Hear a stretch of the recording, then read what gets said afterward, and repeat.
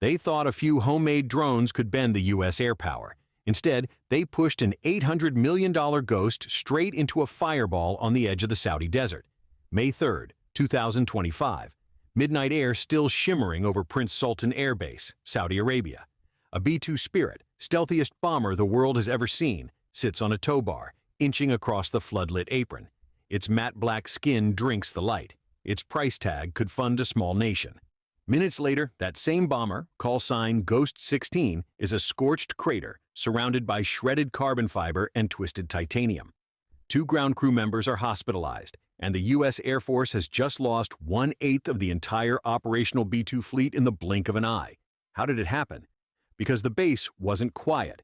Above, Houthi rebels backed by Iranian tech were raining in drones and ballistic missiles, hunting a headline. Ghost 16 never made it to the runway. Chaos, debris, a split-second wrong turn, and a bomber designed to sneak through Russia's best radars self-destructed on friendly soil. Cost, $800 million. Message, the Red Sea Shadow War just got terrifyingly real. But this wasn't just a freak accident, and it definitely wasn't the end. What threats are the Houthis really throwing? How does America's most secret bomber end up incinerated during a scramble? And how hard will the Air Force hit back to make sure it never happens again? Let's break the whole night down, because this wasn't a slip-up. It was a warning. Setting the stage, why a B-2 was even there. The B-2 doesn't leave Whiteman AFB on a whim. By summer 2025, Operation Rough Rider, the same umbrella campaign that kept the carrier USS Harry S. Truman steaming in the Red Sea, needed heavy punch within one hop of Yemen. The Pentagon flew 2 Spirits across the globe, refueled 4 times in the air, and touched down in Saudi Arabia under diplomatic hush orders. Officially, they were theater familiarization sorties. Unofficially, deterrence with wings 172 feet wide. Prince Sultan Air Base is a hardened sprawl of revetments, Patriot batteries, and every sensor the U.S. can truck in. But on May 2nd, those sensors were talking. Fast. Signals intel flagged chatter near Sana'a. Large bird about to migrate. Translation, ballistic missile launchers warming up. At 2037 local, CENTCOM issued Defense Condition Bravo to every airman under the desert moon. Ghost 16's midnight taxi was part of a rapid launch posture. Keep at least 1 Spirit airborne, invisible, and pointed south in case a retaliatory strike was ordered. The Houthi playbook. Small drones, big splashes. For months, the Houthis had been beta testing Iran's latest toys. Shahed-type loitering munitions, Quds ballistic missiles, and rumor-swirling Marab 300 drones with commercial DJI guts glued to homemade warheads. They'd already downed 7 U.S. MQ-9s, nicked a British Reaper, and lobbed anti-ship missiles at the Truman's escorts. Why stop there? A B-2 on Google Earth would be jackpot propaganda. 800 million torch, courtesy of Yemen. So, at 2339, radar units north of Sana'a coughed to life. 2 Quds 3 rockets belched into the sky. Simultaneously, 5 Marab 300 drones launched from coastal hideouts. The plan was textbook multi-axis. Missiles from the southeast, drones from the west, overwhelm the Patriot and let at least 1 drone kamikaze the ramp. Contact, 97 seconds of mayhem. Ghost 16 is halfway down taxiway Delta, towed by a diesel tug. 4 avionics techs trail in a pickup scanning instruments. Prince Sultan's TPS-77 radar screams, "Inbound fast low." Over open mic, someone yells, "Vampires west, shooters southeast." Base defense lights flip red. Patriot launchers swivel, counter-drone guns spool. Pilots sprint for cockpits. Tug driver punches throttle to clear the path. The first Quds missile breaks Mach 5. Patriots fire, white arcs ripping upward. But shrapnel from the intercept tumbles, glowing. Carbon pieces rain over the ramp. Debris slices through Ghost 16's right main gear tire. Tug jerks left to compensate. The bomber's 170-foot wings skim the edge of the taxiway. A Marab drone buzzes 8 feet above the pad. Phalanx cannon chops it, but the wreckage ricochets across the apron. Fragment slams into the tug's hydraulic line. Fluid sprays, steering locks. Ghost 16 veers. Tow bar snaps like chalk. Bomber rolls free. 30 tons of stealth fiberglass sliding on a shredded wheel. The left wing catches a concrete barrier. Spark. Fuel line puncture. Fireball. At 15:02, shockwave slams ground crew. 2 thrown 20 yards. Broken ribs. Concussions. Ghost 16 burns at 2,200 degrees Celsius. The B-2's radar-absorbent skin becomes toxic smoke inside 40 seconds. 97 seconds. One missile, one drone, one unlucky tug, and $800 million gone.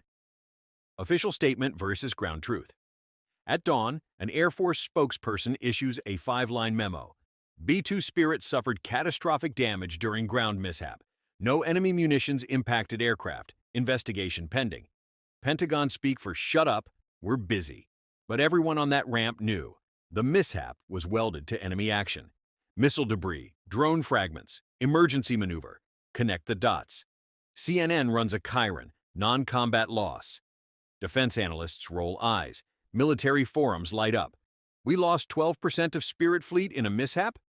Inside the base hospital, Airman Figueroa and Patel, bolted shoulders, stitched faces, exchange dark laughs.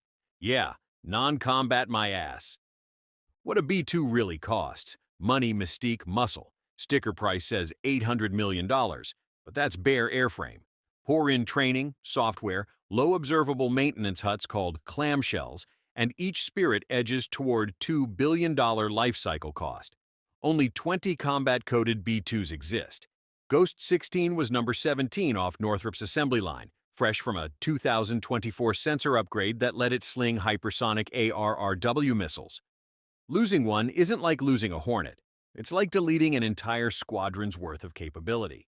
The B-2's party trick is deep strike invisibility.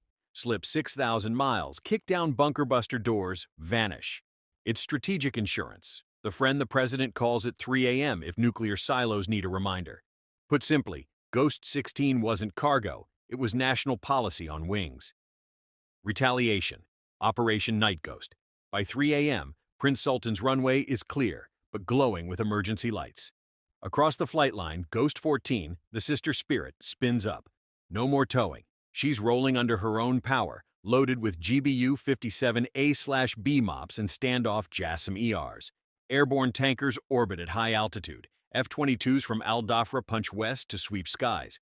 The mission, Night Ghost. Objectives: 1. Obliterate launch site north of Sana'a. 2. Crater suspected Iranian guidance radar near Al Hudaydah. 3. Jam regional comms so hard Tehran can hear the static. At 3:48 a.m., Night Ghost crosses the Yemeni coast at 40,000 feet. Radar signature smaller than a seagull. First pass. 2 JASSMs kiss the hillside, vaporizing Quds launchers. Second pass. MOP slams 200 feet into limestone, implodes command bunker. No friendly casualties, no sensors catch her. By sunrise, Ghost 14 is sipping fuel under a KC-135 and heading home. Simultaneously, destroyer USS Laboon in the Red Sea fires 8 Tomahawks. Guided by live-feed drones, they erase a coastal drone workshop. Houthi comm channels go offline. Message delivered. The strategic ripple. Red Sea tightrope. 10% of world trade threads the Bab al-Mandab choke point. 3 LNG tankers per day, 5 container giants, countless smaller freighters. If Houthis can force the U.S. to divert an $800 million bomber into flames, what can they do to civilian shipping? Insurance rates skyrocket. Lloyd's of London whispers, war risk surcharge. Egypt worries about Suez Canal tolls. Everyone counts barrels. A week of disrupted Red Sea flow could spike oil for $15 overnight. Washington doubles down. 3 additional destroyers surge, 2 Army THAAD batteries deploy to Djibouti, and whispers float of B-21 Raider early field tests. Meanwhile, Tehran boasts, axis of resistance proves U.S. stealth not invincible. Propaganda video loops grainy B-2 wreckage as if Houthis shot it down themselves. Houthi motives, needles versus giant. Why poke the bear? Because every poke echoes. For a militia with no navy and limited armored brigades, forcing the U.S. to scramble multi-billion assets is a psychological jackpot. Each lost drone is cheap. Each lost American platform is priceless in narrative warfare. The bomber blaze becomes recruiting poster, fundraising drive, diplomatic leverage, all at the price of a garage-built UAV. Inside the investigation, crash recovery teams in HAZ-suits comb scorched composites, vacuuming powder for trace explosives. None found. Flight data recorders. B-2S don't keep conventional black boxes. They keep Class A secure mission drives. Ghost 16s were incinerated. Even that is classified damage. The preliminary board lists 3 causal pillars: enemy stimulus, Multi-axis drone missile incursion. Emergency maneuver. Protocol. Tug driver followed standard scatter drill. Design tolerances were exceeded by fragment impact. Environmental compromise. 118 degrees Fahrenheit tarmac softened tires, magnifying blowout risk. Translation. Blame shared by enemy action and physics, not by airmen. Nobody courts-martial a tug driver for Iranian shrapnel. Lessons in escalations. Within a month, every CENTCOM ramp handling stealth assets receives anti-drone laser fences, truck-mounted Helios units ring parking areas, smart tow vehicles, armored cabs, run-flat tires, quick-release bars rated for 200,000 pounds. Stealth shelters on rails. Rails, telescoping hangars that let bombers stay covered until engines light. Congress fast-tracks $2.4 billion supplemental for forward stealth protection. Pentagon planners coin a new doctrine. Rapid invisible response. Don't tow, taxi, don't wait, launch. The human factor. Senior Airman Patel, jaw-wired, typing on hospital tablet, texts his crew chat. Tell Ghost 14 crew to kick one for the boys. Major Wolf Ramirez, night ghost pilot, tweets a silhouette photo. For Ghost 16, never seen, always there. At Whiteman, families of spirit maintainers hold a candle vigil, live-streamed by local news. We build them, we mourn them, we carry on. Global implications. Are stealth bombers too vulnerable? Defense pundits debate on cable panels. Point. If a random drone swarm can indirectly kill a B-2, maybe stealth is obsolete. Counter. It wasn't the drone. It was ground ops. Airborne. The spirit is still untouchable. Point. Disperse bombers. Forward deployed deterrence is risky. Counter. Hiding at home CD's initiative and scares allies. Pentagon quietly pushes ahead with B-21 Raider production, touting easier maintenance, smaller footprint, optional unmanned mode. Ghosts don't forget. The wreckage of Ghost 16 is now boxed in classified containers, headed back to Missouri for metallurgical autopsy. The crater on Prince Sultan's apron is patched, but scorch marks stain the concrete, a grim tattoo every crew chief walks past before dawn shift. And the Houthis? Their propaganda channels cheered, but within 48 hours, 3 of their launch crews were wiped off the map. They learned a painful equation. A drone worth $30,000 for them can cost $800 million for us. But the bill they get back comes to tomahawks. So, what do you think? Was losing an $800 million spirit the price of forward deterrence, or evidence the U.S. is stretching too thin? Should the Air Force double the hammer, or fold the wings and pull back? Drop your sit rep in the comments. And if unfiltered war zone breakdowns, stealth secrets, and frontline voices are your thing, lock onto this channel. Hit subscribe, punch that like to keep the mission funded, and share with your battle buddies. Because this crew isn't just watching history, we're tracking it target by target. The B-2 was built to haunt enemy airspace unseen. On May 3rd, a swarm of cheap drones forced one to burn where everyone could see.